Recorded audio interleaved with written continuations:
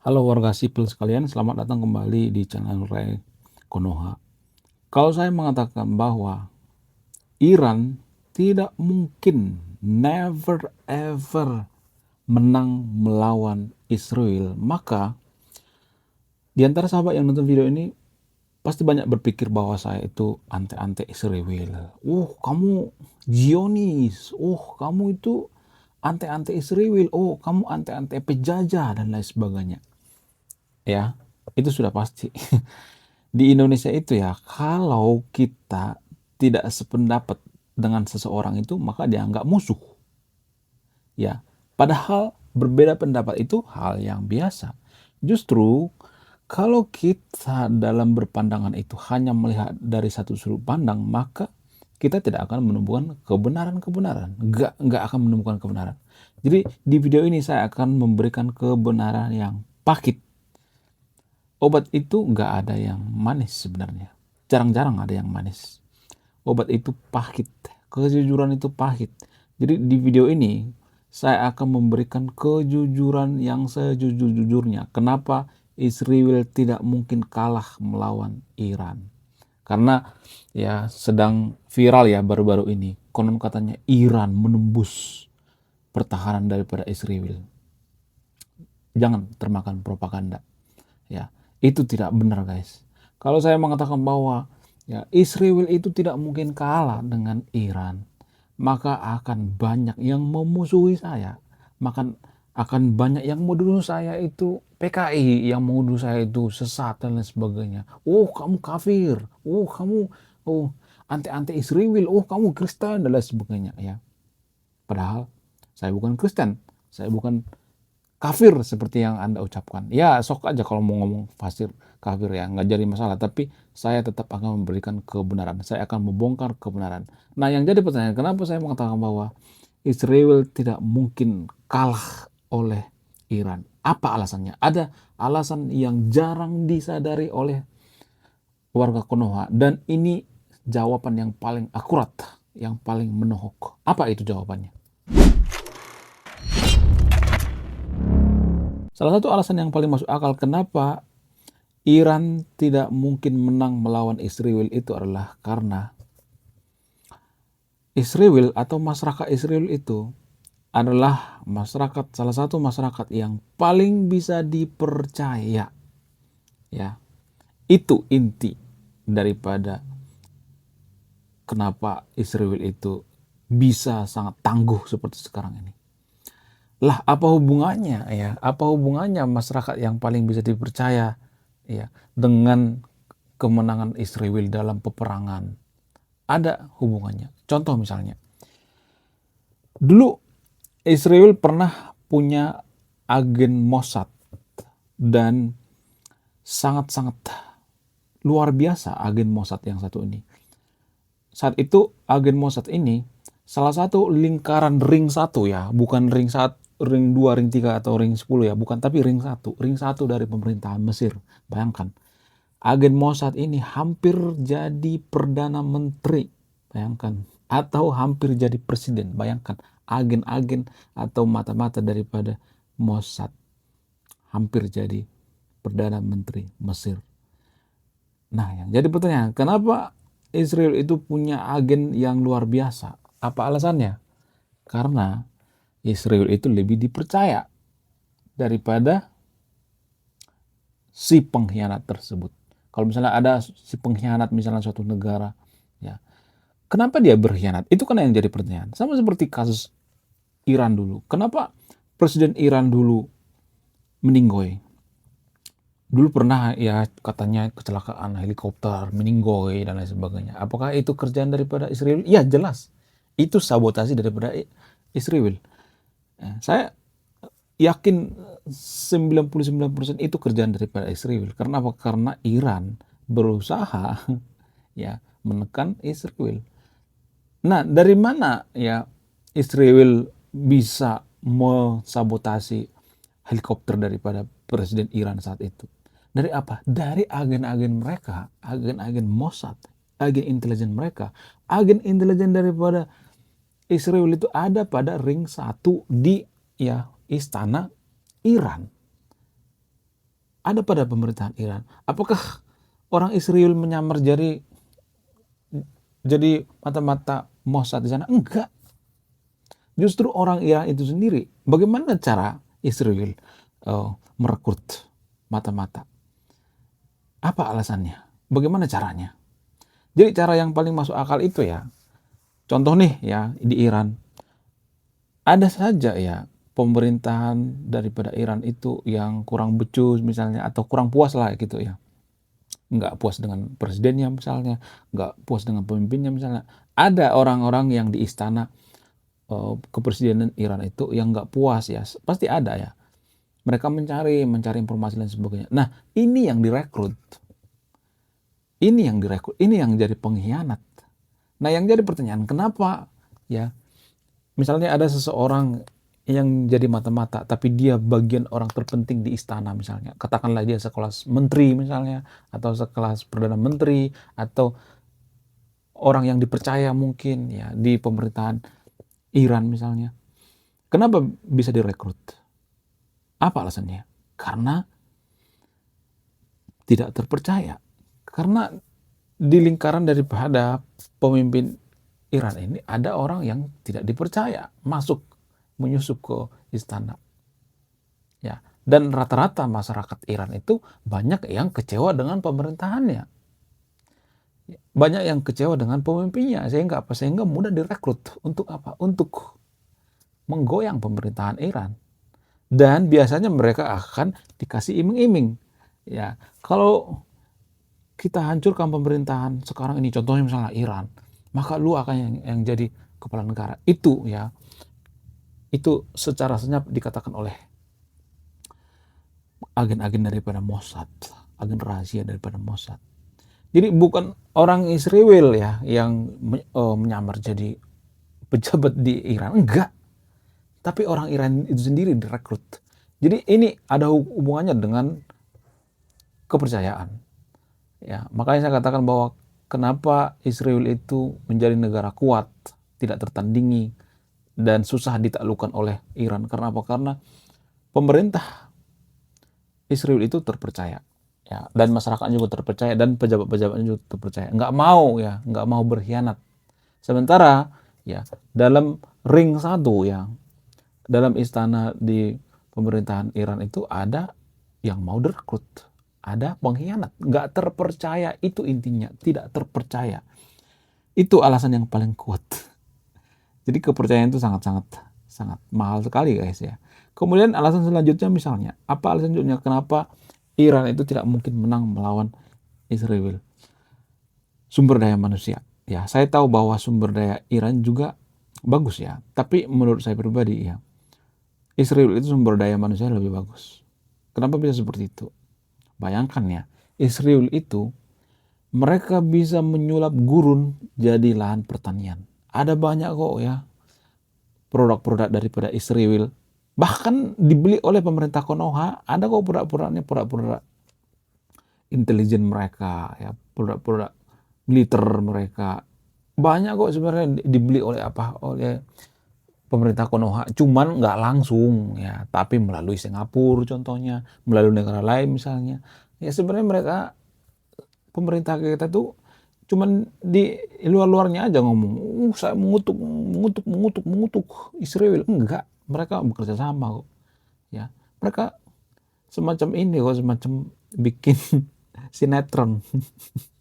Ya, mereka cari aman, biar apa? Biar masyarakatnya nggak ribut ya, biar Konoha nggak ribut ya. Sedangkan Pak Prabowo sekalipun mengatakan saya akan mengakui kedaulatan, saya akan mengakui Israel itu sebuah negara jika ya Israel mengakui Palestina negara.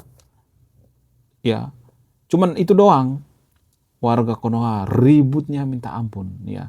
Banyak pemuka-pemuka agama di Konoha yang ributnya naujubillah. Aduh. Padahal kan tujuan daripada Prabowo kan nggak jadi masalah ya. Kalau misalnya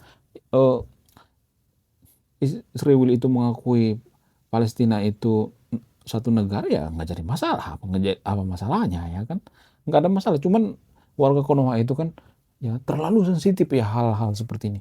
Kemudian pertanyaan selanjutnya misalnya, kenapa warga Konoha itu selalu mendukung Palestina? Apakah karena pure kemanusiaan? Enggak. Enggak, berkali-kali saya mengatakan enggak.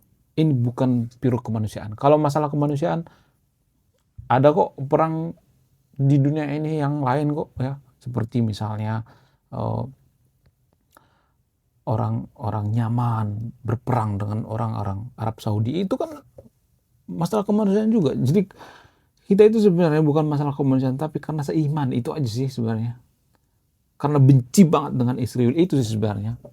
Coba ini saya mau nonton video ini. Kalau misalnya alasannya karena kemanusiaan bukan karena agama. Coba kalau misalnya ini Valentina mayoritas beragama Hindu misalnya, kemudian Israel mayoritas beragama Buddha misalnya, ya Buddha dan Hindu perang misalnya. Apakah kita akan sepanatik ini? Enggak. Orang Indonesia enggak sepanatik itu kalau Valentina itu mayoritas beragama Hindu atau Buddha. Enggak. Ya, jangan mau dibohongi deh, jangan ngadi-ngadi.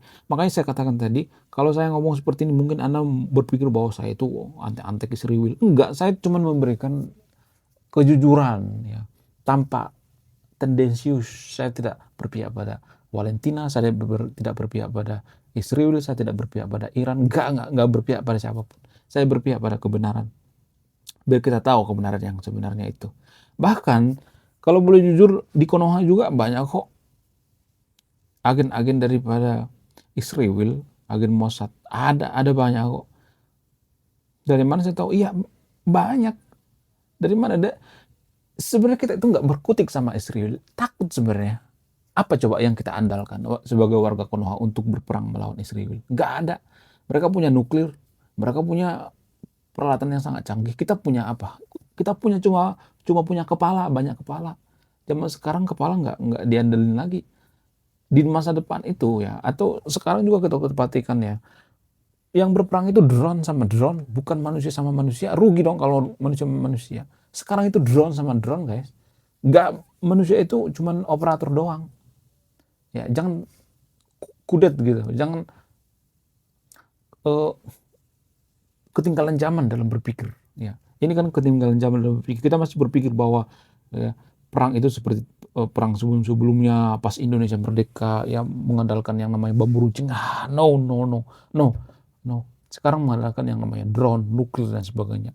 Robot ya. Bahkan ya di masa depan yang berperang itu robot sama robot, bukan manusia sama manusia lagi. Rugi dong ya kan. Ya.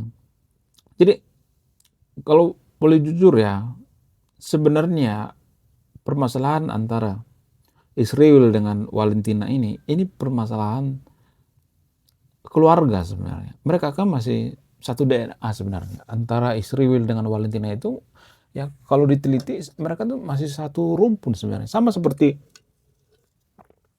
orang Melayu Riau dengan orang Melayu Malaysia. Mereka masih satu rumpun kok. Bahkan bahasanya juga masih mirip-mirip kok.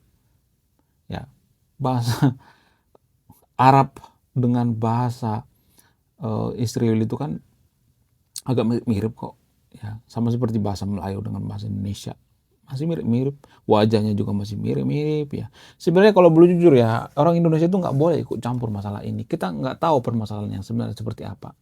Cuman karena kita terlalu fanatik dalam beragama, kalau seiman dengan kita bela mati-matian. Itulah penyakit orang Indonesia sebenarnya. Kalau seiman kita bela mati-matian. Kalau pemimpin itu harus seiman ya, semuanya harus seiman, pekerjaan seiman, berteman seiman, semua harus seiman. Tapi belum tentu yang kita bela itu benar. Jadi kalau boleh jujur lagi ya, kenapa Valentina bisa porak-poranda seperti sekarang ini? Ya karena kesalahan mereka. Kalau saya mengatakan seperti ini pasti banyak nanti yang ngata-ngatain saya, oh kamu antek Israel, oh kamu antek Zion dan sebagainya. Ya, bayangkan air bersih aja masih bergantung sama Israel. Kalau mereka mau merdeka, mandiri deh ya, mandiri. Pejabat-pejabatnya jangan korup. Ya, bantuan-bantuannya itu jangan dikorupsi. Kita nggak tahu kan bantuan yang dikumpulin di Konoha itu apakah nyampe ke rakyat apa enggak. Itu yang jadi permasalahan. Apakah dibeliin tas Hermes atau tidak? Apakah dibeliin Rubicon atau tidak? Kita nggak tahu kan. Jadi kesalahan Valentina itu kalau boleh jujur ya, mereka nggak mandiri. Ya, air bersih juga masih bergantung, SDM-nya juga masih kurang. Ya, kalau mereka misalnya nih ya punya teknologi yang canggih ya, mereka bisa mengalahkan Israel. Apakah kita bisa berperang dengan batu? Apakah kita hidup di dunia dongeng? Kalau misalnya Anda mengatakan, oh dulu ya ada cerita tuh ya dengan ketapel bisa menang perang. Siapa namanya? Si Daud ya. Ya. David ya, kalau bahasa Inggrisnya. Dulu pernah ada ceritanya itu. Itu cuman dongeng, guys. Ya.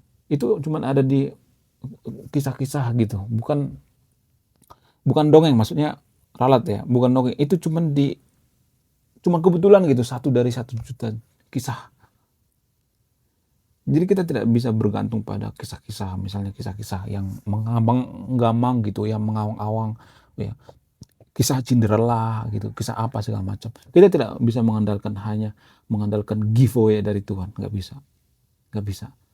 Jadi kesalahan daripada Valentina itu ya mereka harus mandiri. Kalau mau ngelawan Israel itu ya mereka harus kuat dulu. Gimana mau ngelawan coba kalau misalnya nggak kuat? Sama seperti main catur misalnya, atau main bola atau main pingpong misalnya. Terus kita cuma mengandalkan giveaway dari Tuhan. Tuhan kita harus menang melawan penjajah Zionis misalnya. Tapi kita nggak punya peralatan. Main catur misalnya, kita mainnya cuman biasa aja, sementara lawan kita tuh udah sangat bagus mainnya. Sama seperti itu. Ya, it's a game guys. It's a game. Jadi kalau misalnya mau perang juga seperti itu, kita harus lihat dulu kondisinya. Oh, kita kurangnya di mana? Ini. Oh, apa kita mengandalkan kepala? Apa kita mengandalkan banyaknya leher? Enggak dong. Kita harus memperbanyak main drone-drone dan sebagainya. Pemerintahannya juga harus jujur dong ya. Harus bisa dipercaya. Kalau pemerintahannya nggak bisa dipercaya, maka masyarakatnya akan bisa digiring ya. Mudah digiring. Sama seperti Konoha misalnya. Apakah semua warga Konoha itu bangga dengan pemerintahan Konoha? Enggak. Saya mengatakan enggak. Dari mana saya tahu? Dari komentar-komentar netizen di sosial media. Kalau misalnya nih ada nih yang kuliah di luar negeri misalnya, kuliah kemudian punya prestasi, pasti banyak yang komen, Kak jangan pulang ya, jangan pulang ya, di situ aja nanti di Konoha pemerintahnya bobrok dan sebagainya. Jadi kalau pemerintah Konoha itu bobrok, itu sebenarnya kebobrokan kita. Intinya ya, kenapa Israel itu maju? Karena mereka belajar dari kesalahan. Dulu mereka kalah perang terus guys, kalau boleh jujur. Karena apa? Karena kesalahan mereka. Karena mereka tidak berbenah, mereka tidak kuat.